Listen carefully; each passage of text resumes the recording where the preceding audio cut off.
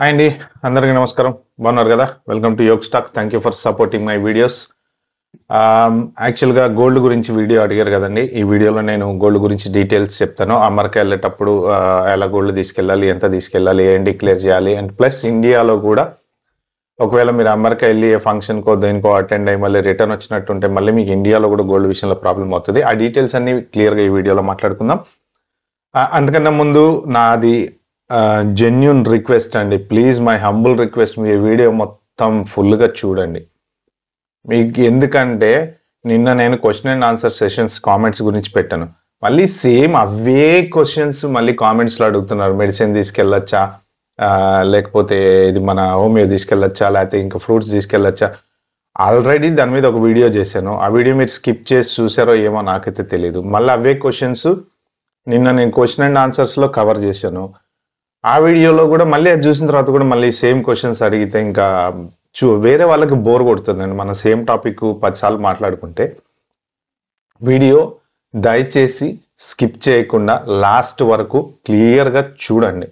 మీకు ఓపిక ఉన్నప్పుడు, టైం ఉన్నప్పుడు, ఖాళీ ఉన్నప్పుడే చూడండి. లేదంటే మీరు ఎక్కడో ఒక టక్క చూసేస్తారు, ఫార్వర్డ్ కొడతారు. అది ఎక్కడో ఇంపార్టెంట్ టాపిక్ అయితే వెళ్ళిపోతుంది. సరే, ఇంకా వితౌట్ వేస్టింగ్ టైం మనం ఈ గోల్డ్ గురించి కనుక ఇవాళ డిస్కషన్ చేసుకుంటే, ఇంకొక చిన్న రిక్వెస్ట్ అండి. వీడియో స్టార్ట్ చేసే ముందు నేను ఒక వీడియో చేశాను. ఫస్ట్ టైం ఫ్లైయర్ ఎలా అంటే ఎయిర్పోర్ట్ నుంచి సెక్యూరిటీ చెక్ దగ్గర నుంచి ఎక్కడ గేట్లు మారాలి, ఎలా వీల్ చైర్ బుక్ చేసుకోవాలి, ఆ వీడియో ఒకటి చేశాను. తర్వాత ఫస్ట్ టైం ఫ్లైయర్ భయపడకుండా ఫ్లైట్లో ఎలా ట్రావెల్ చేయాలి అనే వీడియో ఒకటి చేశాను. మీరెవర గనక ఆ వీడియో మిస్ అయ్యి ఉంటే మాత్రం నేను ఇవాళ కింద లింక్ డిస్క్రిప్షన్లో పెడతాను.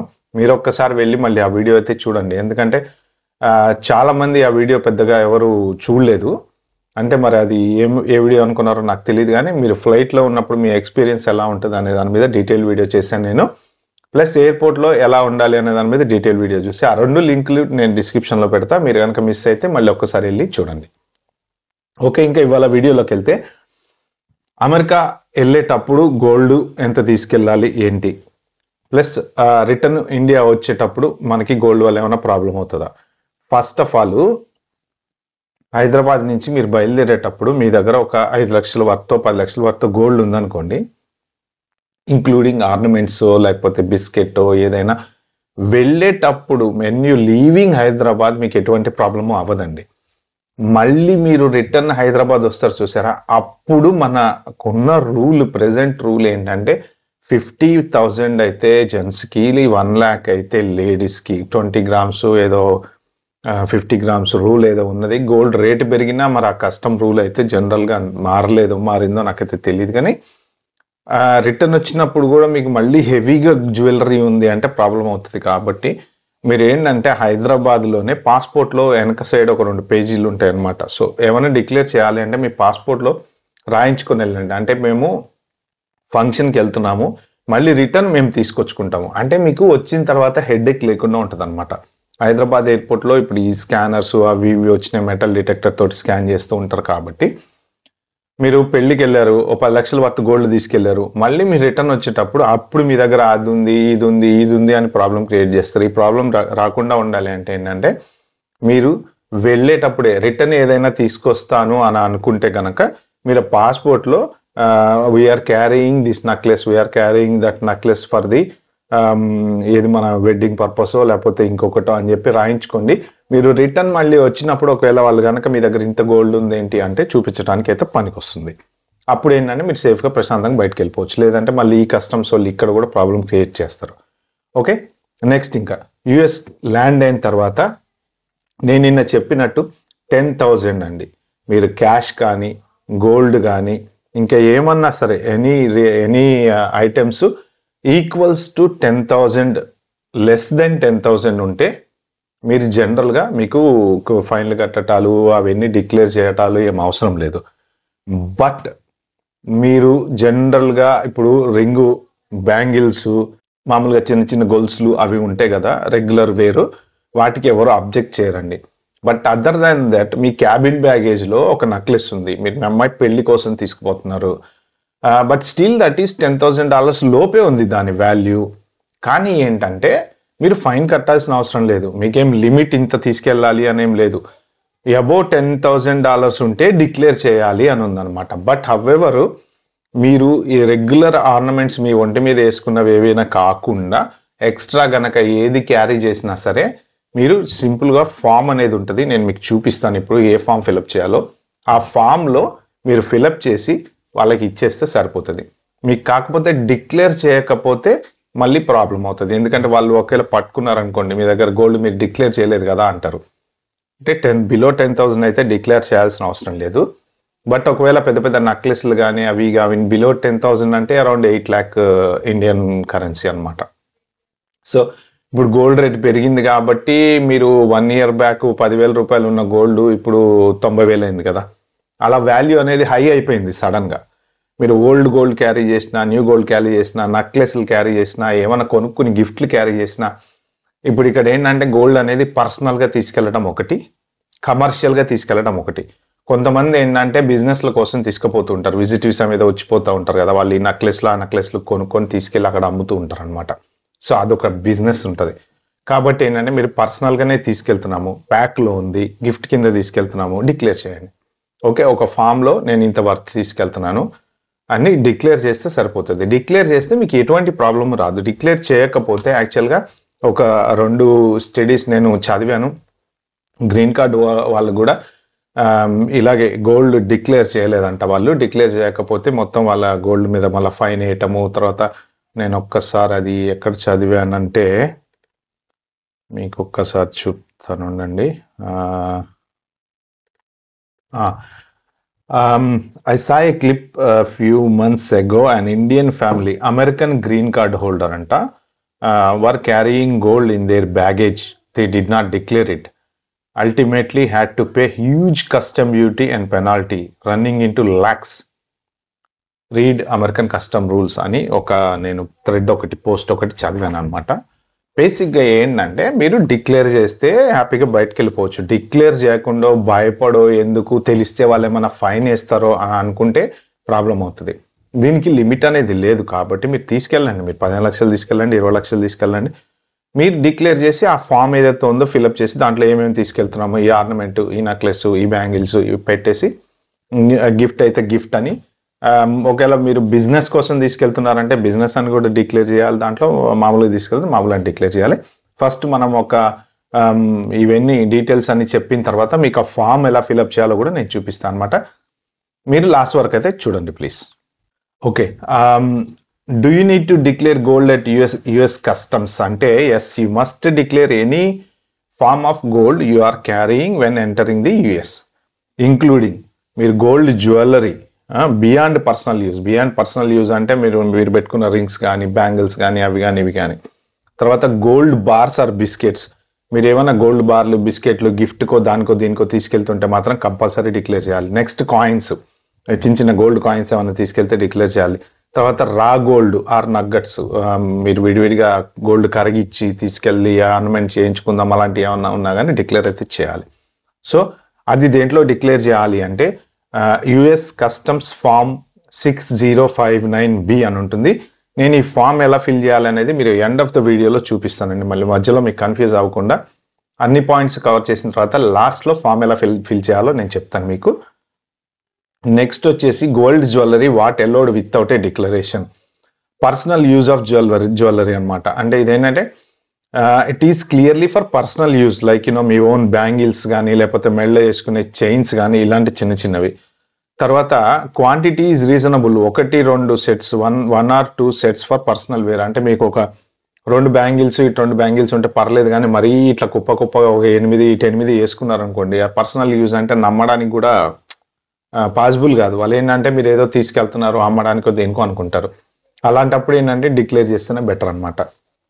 Next you are not carrying it as a gift for a gift or resale.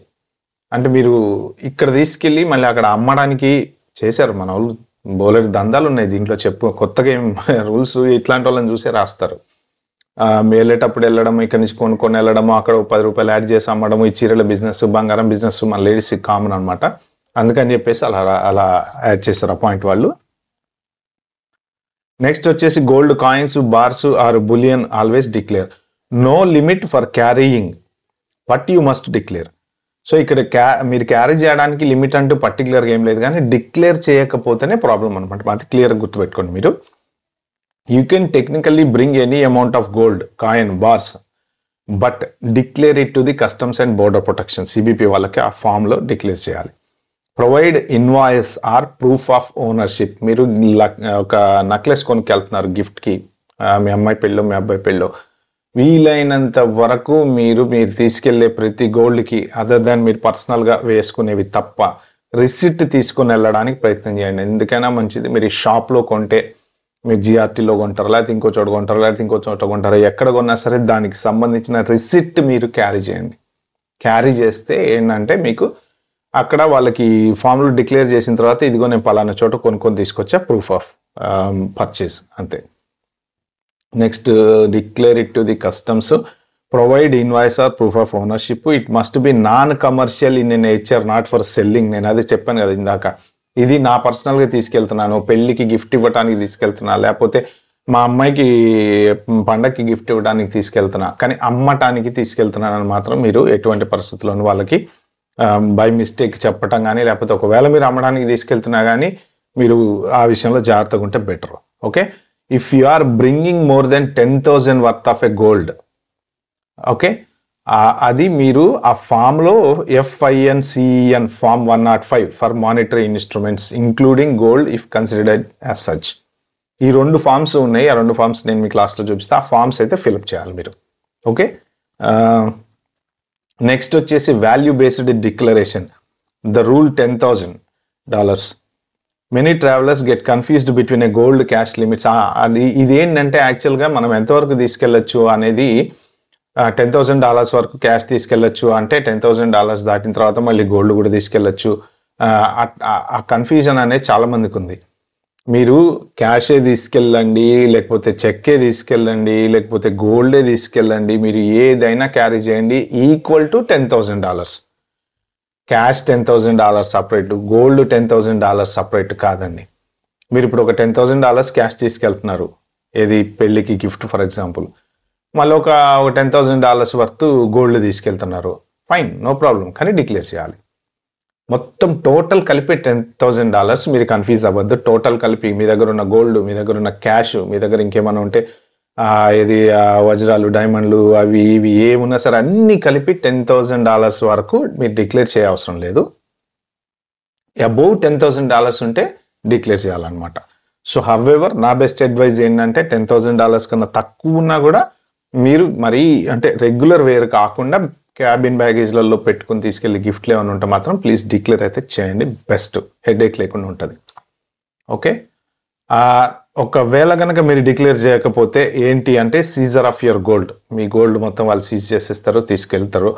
తర్వాత హెవీ ఫైన్స్. మనం చిన్న దానికి కూడా మన $10,000 లోపల తెచ్చుకుని డిక్లేర్ చేయకపోయినా కూడా మన ఫైన్ వేసే ఛాన్స్ అయితే ఉంది. నెక్స్ట్ ఏంటంటే possible deny of entry or deportation. అంటే ఈ విషయం మీద కూడా డిపోర్ట్ చేస్తారా అంటే ఎస్, జరిగిందండి కేసు ఒకటి. మన వ్యూయర్ దాంట్లో మన ఒక కామెంట్లో మెన్షన్ చేశారు, దానికి నేను ఒక సపరేట్ వీడియో ఒకటి చేశాను. యాక్చువల్గా డిక్లేర్ చేయలేదు H1B వీసా హోల్డర్ అని చెప్పేసి డిపోర్ట్ చేశారు. ఎస్, జరుగుతాయి. అమెరికాలో ఏదైనా జరగచ్చు, చెప్పలేం. Next, how much gold is allowed without a duty. US customs does not charge duty on a gold coins or billions if it is for a personal use, not intended for resale. మీరు ఒకవేళ resale చేయాలి అనుకుంటే అప్పుడు అది business అవుతుంది. లేదు పర్సనల్గా మనం క్యారీ చేస్తున్నామో పెళ్ళికో మనకో అనుకుంటే ఎటువంటి ప్రాబ్లము ఉండదన్నమాట. Okay. How to declare the gold. ఇప్పుడు మీకు నేను ఫార్మ్స్ గురించి చెప్తాను అనమాట. Fill out customs declaration form 6059B. Okay, నేను ఆ ఫామ్ చూపిస్తాను మీకు. ఇది వచ్చేసి ఫామ్ 6059B అనమాట. తర్వాత ఇంకొక ఫామ్ కూడా ఉంటుంది, అది కూడా మీకు చూపిస్తాను. ఈ ఫామ్లో ఏంటంటే మీరు ఏం ఫిల్అప్ చేయాలి అంటే మీ నేము, డేట్ ఆఫ్ బర్త్, ఇవన్నీ general routine, number of family, city, ఎక్కడి నుంచి వస్తున్నారు, మీ passport number, country of residence, మీరు ఇండియా అయితే ఇండియా, వేరే కంట్రీ అయితే వేరే కంట్రీ, మీరు countries visited on the trip prior to US arrival, అంటే ఈ రీసెంట్ పాస్ట్ ఏమన్నా మీరు సింగపూర్ వెళ్ళారు లేకపోతే ఇంకో చోటుకి వెళ్ళారు, అవి ఫిల్అప్ చేయాలండి. నెక్స్ట్ వచ్చేసి the primary purpose of the trip is a బిజినెస్సా లేకపోతే మామూలుగా ఫ్యామిలీ దగ్గరికి వెళ్తున్నారు అంటే నో అని పెట్టండి. తర్వాత ఇక్కడ మీరు క్లియర్గా చూడండి, నేను నిన్న వీడియోలో చెప్పినవి కూడా ఇక్కడ కవర్ అవుతున్నాయి. I am or we are bringing fruits, vegetables, plant, seeds ఉంటే డిక్లేర్ చేయండి. మీట్స్, యానిమల్స్ డిక్లేర్ చేయండి ఉంటే. లేదు అంటే తర్వాత డిసీజ్ ఏజెంట్స్, సెల్, ఇవన్నీ జనరల్గా మనం పర్సనల్గా అయితే తీసుకెళ్ళొద్దని చెప్పాను నేను. ఒకవేళ తీసుకెళ్తే డిక్లేర్ చేయండి, వాళ్ళు పడే అంటే పడేసేయండి. ఓకే, నెక్స్ట్ వచ్చేసి I have been close proximately of a live stocks. No, అది మనకు అవసరం లేదు.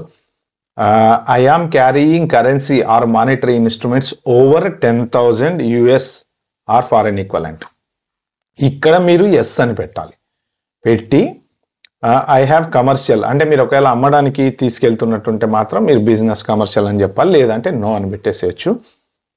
ఇక్కడ కూడా మీకు సెక్షన్ 15లో 2 కాలమ్స్ ఉన్నాయి చూడండి. రెసిడెన్స్కి ఒకటి, విజిటర్స్ అని ఉంది. మీరు విజిటర్స్ దాంట్లో ఫిల్అప్ చేయాలి. విజిటర్స్ అయితే లేదు, మీరు ఆల్రెడీ యూఎస్లో ఉంటున్నాము, మేము రిటర్న్ వెళ్తున్నాము, ఇండియా వెళ్ళి రిటర్న్ వస్తున్నాము అనుకునే వాళ్ళు ఎవరైనా ఉంటే రెసిడెన్స్ కాలం ఫిల్అప్ చేయాలన్నమాట.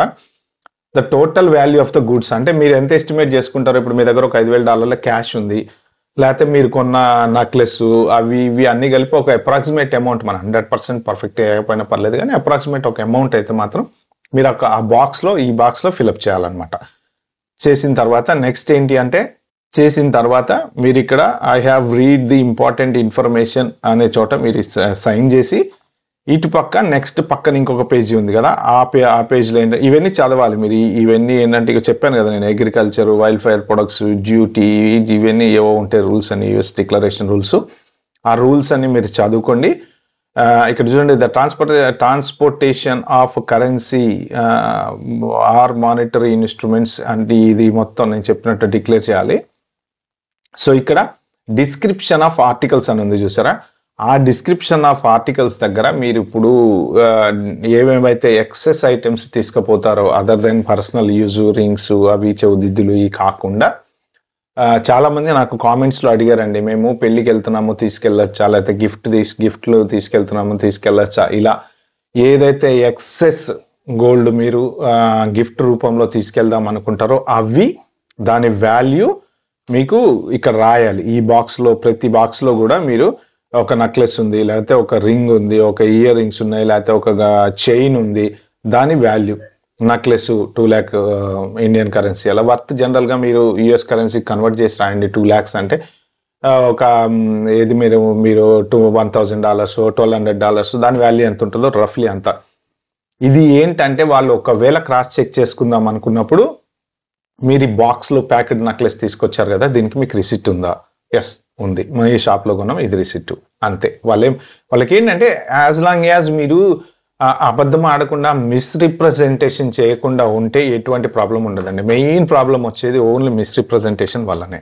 ఓకే, సో ఈ బాక్స్లు ఇవన్నీ ఫిల్అప్ చేసి మీరు కింద ఈ టోటల్ అనే కాలం ఉంది కదా, ఆ టోటల్ అనే కాలంలో మొత్తం ఏమేమి తెచ్చుకున్నారో అమౌంట్, క్యాష్ కానీ గోల్డ్ కానీ ఇవన్నీ కలిపేసి మీరు రాస్తే సరిపోతుంది.